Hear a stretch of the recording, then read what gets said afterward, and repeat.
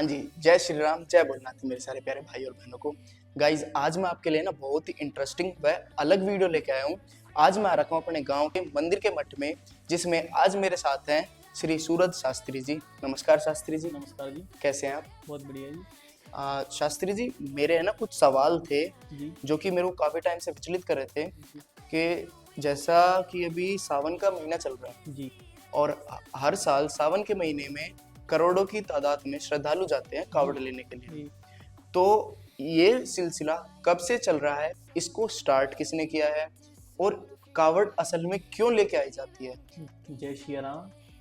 प्रिय भक्तों, जो मनीष राघव जी ने जो प्रश्न किया है वो उत्तम प्रश्न किया है कि कांवड़ कब से प्रारंभ हुई है, उसका इतिहास क्या है। बताते हैं कि पूर्व समय में जब सतयुग चल रहा था तो उस समय जो इस पृथ्वी पर हाहाकार मच गया, क्यों दानवों ने इस जो श्रीहीन कर पृथ्वी को और वो राज करने लगे थे, राज स्वर्ग पर। तो उस समय देवताओं ने भगवान की प्रार्थना की तो प्रभु प्रसन्न हुए। प्रसन्न होने पर प्रभु ने उन्हें मार्ग बताया कि आप मद्रांचल पर्वत के द्वारा समुद्र मंथन करो, जिससे अमृत प्रकट होगा, उससे आप श्री से युक्त हो जाए। तो देवताओं ने उनका जो विषय था वो अमृत के लिए था, लेकिन उन्हें ये नहीं पता था कि इसमें से और भी कुछ वस्तुएं प्रकट हो जाए।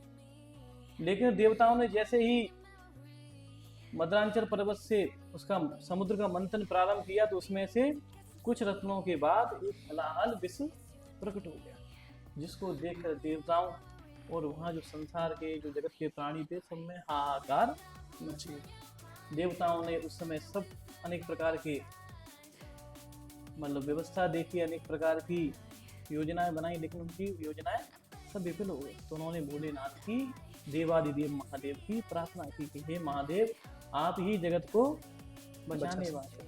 तो उनको देवों का देव महादेव कहा गया। तो महादेव प्रसन्न हुए, तो महादेव ने बिना संकोच किए उसको हलाहल को पान कर, लेकिन पान तो कर गए तो उससे महादेव के शरीर में अग्नि प्रज्वलित हो, जिससे उनका शरीर एकदम जलने लगा। ऐसा देखकर देवता भी घबरा गए, यदि महादेव को भी क्षति पहुंच गई तो कैसे इस संसार का कौन पालन करेगा और कौन इसकी संरक्षण आदि इसकी व्यवस्था देखेगा।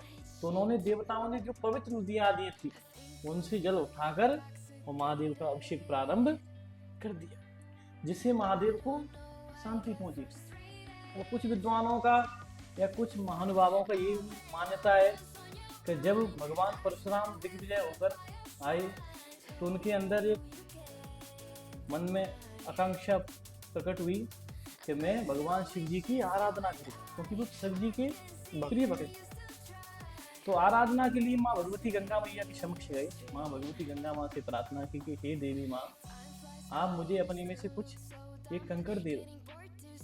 कंकड़ माने पत्थर। तो पत्थर तो उन्होंने ले लिया माता से, लेकिन पत्थर जैसे उनके हाथ में आया तो पत्थर भी रोने लगा कि माँ हम गंगा से दूर नहीं हो सकती। और शास्त्रों में लिखा है कि कड़ कड़ में शिव जी का वास है। ईसावाद मदन नित्यम तिक्ते तिक्ते जनार्दन, परमात्मा का इस हर कण कण में उनका वास है। तो पत्थर भी रोने लगे।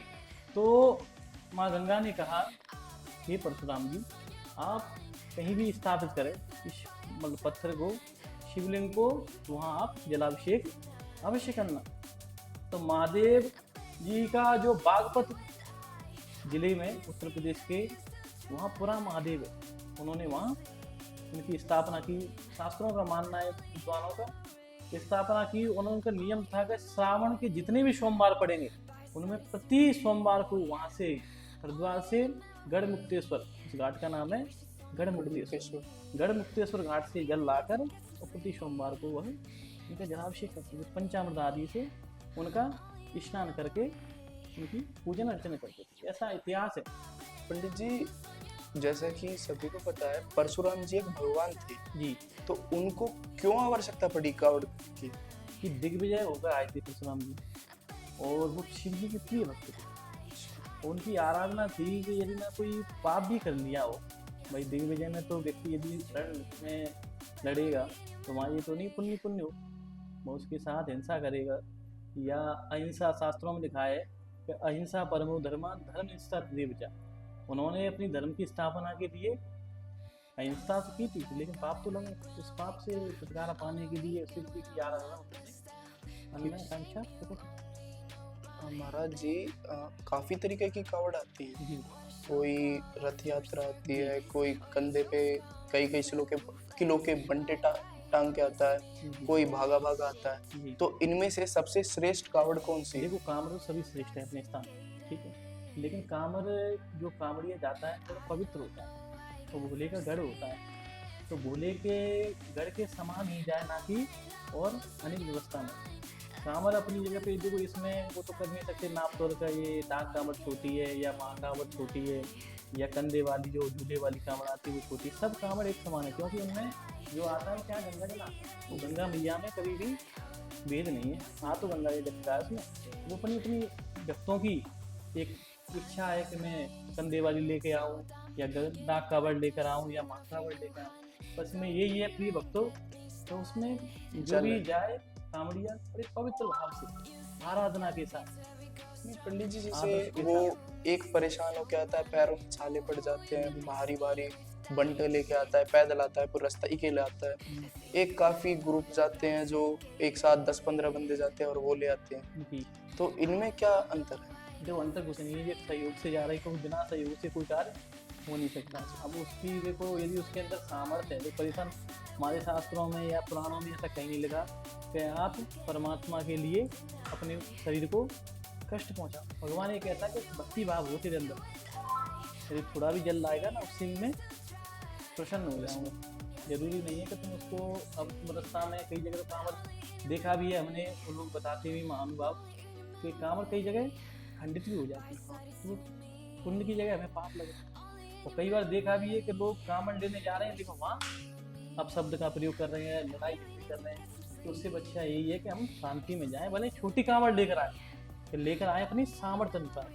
हमें दिखावा या अहंकार के कारण कि मैं 200 किलो लेके आऊँगा, या 250 किलो या 100 किलो, वो उचित नहीं। अपने सामर्थ्य अनुसार ही हमें कार्य करना चाहिए।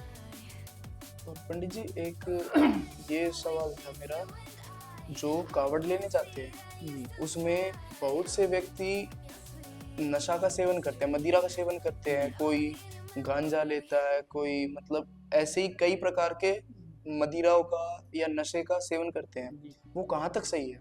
ऐसा बोलते हैं कि भोला भंडारी थे जो अपने, वो नशा करते थे, भांग पीते थे, धतूरा खाते थे, ये सब चीजें लेते थे।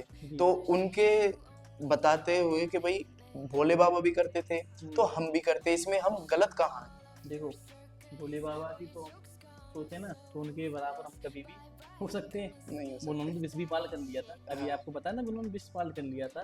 यदि कोई व्यक्ति विष का थोड़ा भी किंचित मात्रा भी पान कर लिया, तुरंत ही उसकी निश्चित है मृत्यु हो जाएगी। तो ऐसा तो वैसे कि तो एक लोगों का वो है, मतलब खाने पीने के लिए तो भोले बाबा मदरा पान करते थे, या भांग लेते थे, या धतूरा लेते थे, या गांजा लेते थे, ठीक है, उचित नहीं है। हमारे शास्त्रों में ऐसा कहीं लिखा ही नहीं है। हमेशा शुद्ध शाकाहारी भोजन, तो शुद्ध शाकाहारी ही उचित है, ना कि मद्रापान आदि व्यंग की व्यर्थ नशा की कोई वस्तु है ही नहीं साथ में। मंत्री नहीं बने भाई, भोले बाबा को मान रहे हैं कि ऐसा है चढ़ाने के लिए, उसमें जो रुद्राष्ट अध्याय है जिससे हम रुद्राक्ष शिव जी का अभिषेक कराते हैं, उसमें भी ऐसे मंत्र नहीं लिखे गए कि भोले बाबा को ये चढ़ा दो, वो चढ़ा दो। ये तो लोगों ने अपना आडम्बर किया। महाराज जी एक मांस मदिरा का सेवन कहाँ तक सही है, कहाँ तक गलत है? मांस मदिरा का सेवन तो 1% भी नहीं करना चाहिए, सही नहीं है, गलत है जीव हत्या करना। महाराज जी एक लास्ट क्वेश्चन था मेरा आपसे कि जो आजकल की युवा पीढ़ी है उसको भक्ति भाव में लीन करने के लिए या फिर उनको कुछ बताने के लिए आप क्या कहना चाहिए? देखो उनको बताने के लिए सबसे सरलतम साधन तो यही है कि सबसे पहले जो माता पिता है बच्चों को, आजकल तो बहुत व्यवस्था खराब हो गई है कि माता पिता बच्चों पर कमी ही गौर करते हैं, जिससे बच्चे संस्कार की जगह और कुछ उनमें दूसरे संस्कार आ जाते हैं। शास्त्रों में लिखा है कि जो अवस्थाएं होती नहीं, तो पहले जो अवस्था होती है उसको बोलते हैं गर्भावस्था, जिसमें बालक 9 महीने तक माता के कोख गर्भ में में रहता है। रहता है। वहीं से बालक के संस्कारों का निर्माण होना प्रारंभ हो जाता है। क्योंकि देखो आपने सुना भी होगा, जैसे हिरण्यकशिपु 2 भाई थे, इतने महा बड़े राक्षस थे जिनके सामने देवता और नर मनुष्य सब थर थर कांपते थे, भगवान भी कांपते थे। लेकिन नारद जी ने एक योजना निकाली, जिससे प्रतिदिन उनका नियम था कि ओम नमो भगवते वासुदेवाय का जाप करवाना उनकी माता को, कयाधु नंदन प्रहलाद। उनके कौन भक्त हुए थे? प्रहलाद जी हुए थे। वो परम भक्त हो गए थे, नवदा भक्ति का उन्हें ज्ञान आ गया। तो जो बालक के जो संस्कार है ना, वो बालक की संस्कार की जो प्रकृति वो कहाँ से प्रारंभ हो जाती है? गर्भावस्था से प्रारंभ। जैसे बालक के मतलब गर्भावस्था से बाहर आए, उसके संस्कार बड़े विधि विधान से होने चाहिए। क्योंकि हमारे शास्त्रों में 16 संस्कार बताएं। सबसे पहले गर्भाधान संस्कार, उसके बाद नाल क्षीरन संस्कार, उसके बाद नाम संस्कार आदि विद्यारंभ आदि संस्कार होने चाहिए। और जैसे बालक के संस्कार होते जाएंगे तो बालक में उसी प्रकार के गुण आना प्रारंभ हो जाएगा। और देखो भक्ति की कोई अवस्था नहीं होती कि हम बुढ़ापे में जाकर ही भक्ति करें। भाई जब यदि आग लग जाए घर में, उसके बाद कहोगे मैं अब कुआं खोदूं या जल लेकर आऊं, तब तक तो वो राख हो जाएगी। भला इसी में कि हमें पहले से ही जल की व्यवस्था, समय का पता है किसी को? भाई इसी सामान 100 वर्ष का है, मतलब बल्कि किसी को खबर नहीं। इसलिए व्यक्ति को ये नहीं है कि हम वृद्धावस्था में ही जाकर भजन करें, बचपन से ही अपने अंदर ऐसी आदतें डालें जिससे भगवान की भक्ति स्वतः ही जागृत हो जाए। और सबसे पहले माता पिता की आज्ञा का अनुसरण करे बालक। फिर जाकर जो शिक्षक है ना, शिक्षकों का भी धर्म है कि बालक को एकदम आदर्श भी ऐसे दे। शिक्षा के देखो, शिक्षक तो सिलेबस तो पढ़ाएगा ही, लेकिन उसके साथ उसको एक आदर्श भी दे कि बेटा तेरे माता पिता सबसे प्रथम है। उसके बाद जो बुजुर्ग हैं, सामाजिक परंपरा से बुजुर्ग हैं, अपने से बड़े हैं, उनको जय श्री राम बोलना या हर हर महादेव बोलना या जय श्री कृष्ण बोलना आदि शब्दों का वो प्रयोग करें, तो स्वतः ही उसके अंदर भक्ति उत्पन्न हो जाए। और बालक को आप बचपन से यदि शिव जी पर जल चढ़ाना है या बेलपत्र चढ़ाना है, प्रतिदिन मंदिरों पे बालक को अपने साथ ले जाना है, तो बालक के अंदर जैसी क्रिया करेगा बालक स्वतः ही भक्ति प्रकट हो जाएगी। और आप फोर्स करो बालक को, ना बेटा तू भक्ति कर, वो भक्ति नहीं सीख पाई। उसको मतलब एक खेल में ही आप भक्ति में रत कर दो, भक्ति भाव में स्वतः हो जाएगा। और भक्ति भाव में बालक एक बार चला गया तो उस पर पाप बनेंगे। कहते हैं जैसी संगत वो वैसी रंगत। व्यक्ति की यही संगत होगी, वैसे ही उसके अंदर गुण और अवगुण प्रकट। बहुत बहुत शुक्रिया महाराज जी आपका, आपने अपना समय दिया, कीमती समय दिया। बहुत बहुत शुक्रिया भाइयों, अब तक आपने वीडियो देखी। और भाई होप यू आपको अच्छा लगा होगा। अगर अच्छा लगा है तो लाइक ज़रूर कर देना और कमेंट में बताना भाई हमारी गलती क्या है और क्या कावड़ यात्रा के टाइम पे हम गलती करते हैं।